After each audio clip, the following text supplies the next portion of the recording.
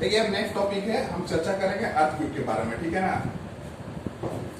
अब देखिए अर्थक्वेक का अर्थ होता है जी भूकंप, हिंदी में क्या होता है, भूकंप, है ना। अब देखिए सिंपल वर्ड में अगर हम अर्थक्वेक को परिभाषित करना चाहें तो अर्थक्वेक का क्या एक सिंपल डेफिनेशन निकलता है, तो shaking of earth surfaces, shaking of earth surface, यानी जो सतह है पृथ्वी का उसको, उसमें जो हलचल होती है उसे हम भूकंप के तौर पर जानते हैं। तो याद रखिएगा जो हार्ड सरफेस है अर्थ का, यानी जो कठोर सतह है पृथ्वी का, उसे हम लोग लिथोस्फीयर कहते हैं।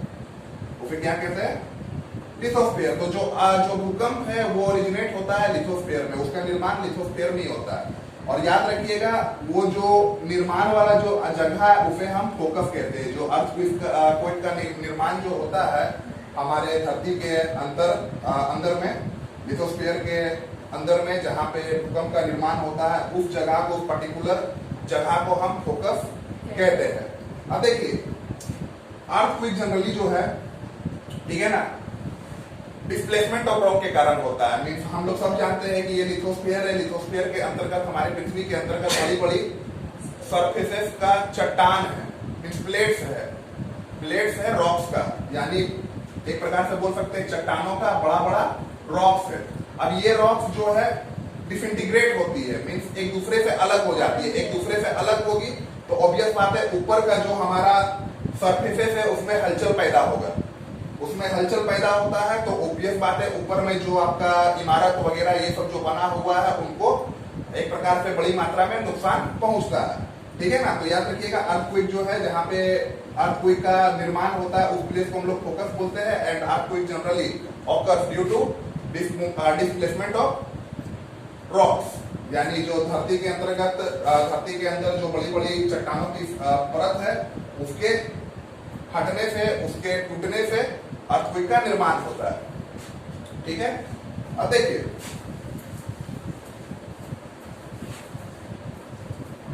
अर्थक्वेक जनरली दो प्रकार, और जो अर्थक्वेक से निकलने वाली जो तरंगे होती है, तरंगे, क्योंकि अगर अंदर से अगर चट्टाने अगर हिली धरती के अंतर्गत तो ये क्या है, वेव्स जनरेट करती है। और ये वेव्स जो है ऊपर आके धरती का सरफेस को नुकसान पहुंचाता है, जिससे बड़ी बड़ी बिल्डिंगें सब गिरती है।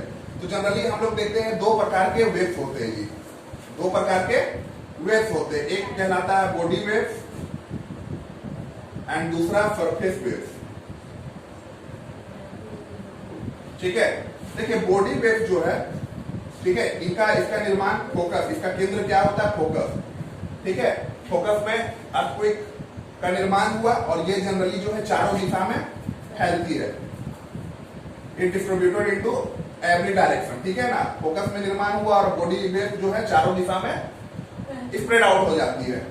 और जब ये बॉडी वेव और फिर क्या बोलते हैं, स्प्रेड आउट होने के बाद ये जो है धरती का सरफेस तक पहुंचती है, ठीक है। अब देखिए अब जब बॉडी वेव जब धरती के सरफेस पर पहुंचकर, धरती के सरफेस पर जब हमारे सरफेस तक पहुंच गए धरती का, उसके बाद ये जो सरफेस के रॉक्स है, यानी धरती के ऊपर जो चट्टाने सब है, उनसे जब ये इंटरेक्ट करती है, उनसे जब ये तरंगे टकराती है, धरती के ऊपर जब ये पहुंच गई, बॉडी वेव धरती के तक पहुंच गई, धरती के सरफेस तक पहुंच गई। अब धरती के ऊपर जो चट्टाने हैं उनसे ये वेव इंटरेक्ट करती है, मीन्स कॉन्टैक्ट में आती है, तो ये एक अलग वेव को जन्म देती है। तब ये एक अलग वेव को जन्म देती है जिसे हम लोग सरफेस वेव कहते हैं, जिसे हम लोग सरफेस वेव कहते हैं, ठीक है, ठीक है।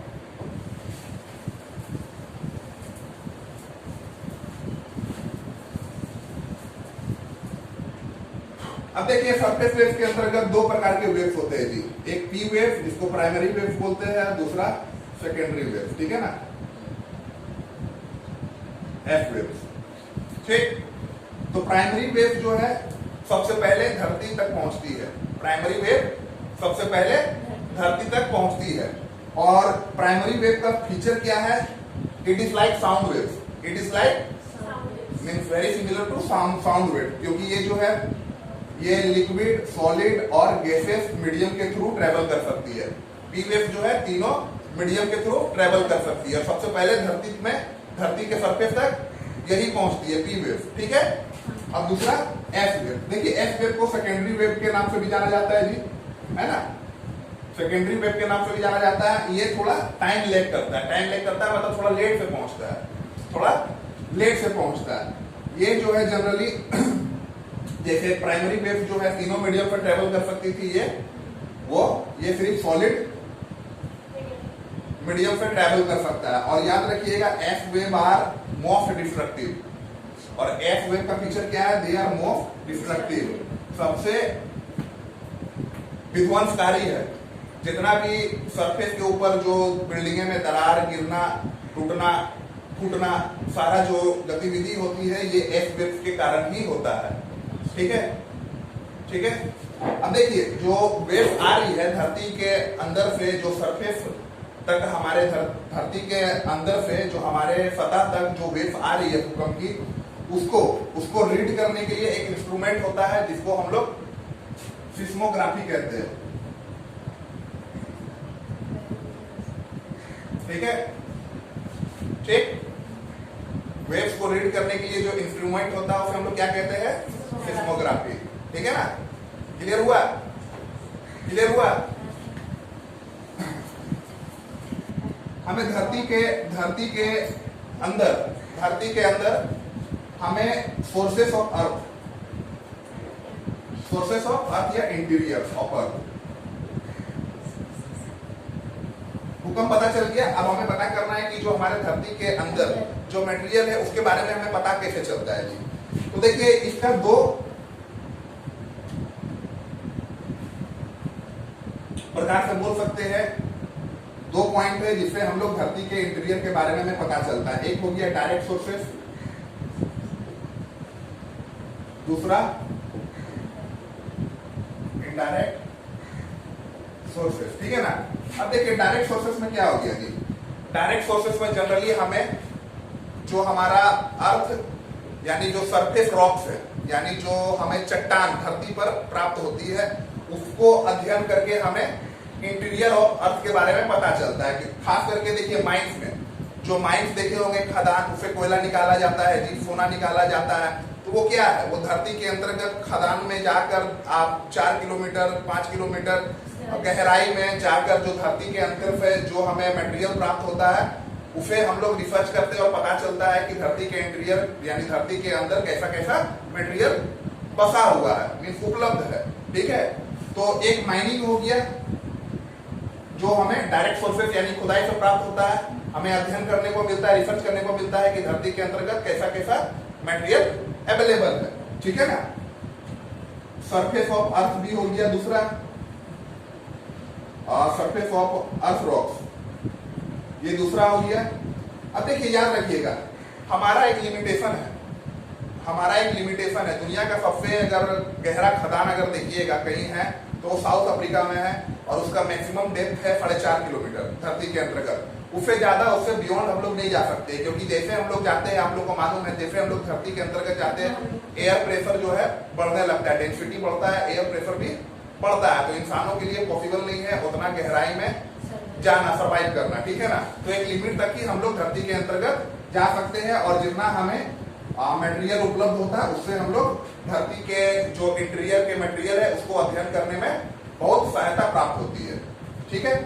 दूसरा इनडायरेक्ट रिसोर्सेस, दूसरा इनडायरेक्ट रिसोर्सेस। अब देखिए इनडायरेक्ट रिसोर्सेस में क्या हो गया कि जो हमें एक प्रकार से बोल सकते हैं सामान उपलब्ध है, सामान उपलब्ध है। खुदाई के दौरान हमें जो प्राप्त मिला, जो हमें मटेरियल प्राप्त हुआ, उस पर हम लोग रिसर्च करते हैं, उस पर हम लोग रिसर्च करते हैं। ठीक है ना। अगर कोई हमें मटेरियल अगर धरती के खुदाई के दौरान, माइनिंग के दौरान प्राप्त हुआ तो उस पर हम लोग रिसर्च करते हैं, प्राप्त करते हैं, ये अध्ययन करने का प्राप्त करते हैं कि अगर कोई मटेरियल मिला तो उसके अंतर्गत क्या क्या एलिमेंट्स उसमें मौजूद है।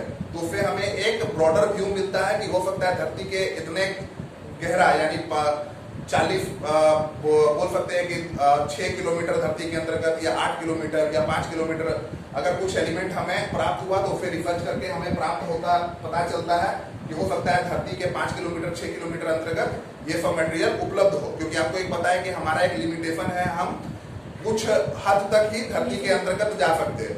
क्योंकि आपको मालूम है धरती का 3 पार्ट होता है जी। पहला हो गया क्रस्ट, दूसरा मेंटल, तीसरा कोर।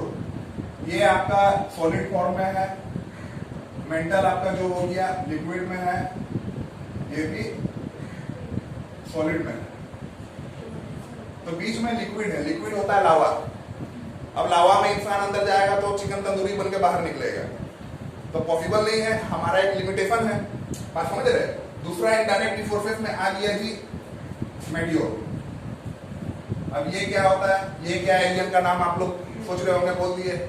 मेटियोर होता है जनरली उल्का पिंड, टूटता हुआ तारा, जो आसमान से धरती की तरफ आता है। कोई मिल गया फिल्म में आप लोग देखे होंगे, तारा टूटता है, आता है जादू, उसी प्रकार ये मेटियोर, ये उल्का पिंड है, टूटता हुआ तारा है जो धरती पर आता है। और ये साइंटिस्टों के लिए एक रिसर्च का विषय है, उस पर साइंटिस्ट लोग जो है रिसर्च करते हैं। पर एक चीज हमें ध्यान रखने का बहुत जरूरी है, ये है कि ये जो मेटियोर है ये एक प्रकार से बोल सकते हैं अर्थ का मटेरियल नहीं है, अर्थ का कोई बोल सकते हैं प्रोडक्ट नहीं है, क्योंकि ये जो है गैलेक्सी एक प्रकार से गैलेक्सी से हमारा जो यूनिवर्स है उससे धरती पर आया है। तो उसको हम लोग अध्ययन करते हैं, तो हमें धरती के बारे में कैसे पता चलता है कि मेटियोर को अध्ययन करने से हमें इंटीरियर ऑफ अर्थ के बारे में कैसे पता चलता है, क्योंकि मेटियोर जनरली जो है और जो धरती का हमारा एलिमेंट जो हमें अब तक रिसर्च की है, दोनों में हम पाते हैं काफी सिमिलैरिटीज है, काफी सिमिलैरिटीज है। इसलिए हम लोग मेटियोर को अध्ययन करते हैं, तो हम लोग को बहुत कुछ पृथ्वी के बारे में समझने में आसानी होती है, क्योंकि मेटियोर का जो एक प्रकार से बोल सकते हैं उसमें एलिमेंट है या पार्टिकल्स है, वो they are very much similar to interior of the earth. जो मेटियोर में जो हमें पदार्थ प्राप्त होते हैं वो काफी हद तक बोल सकते हैं धरती के अंदर से मिलने वाले पदार्थों से काफी मिलता जुलता है। ठीक है।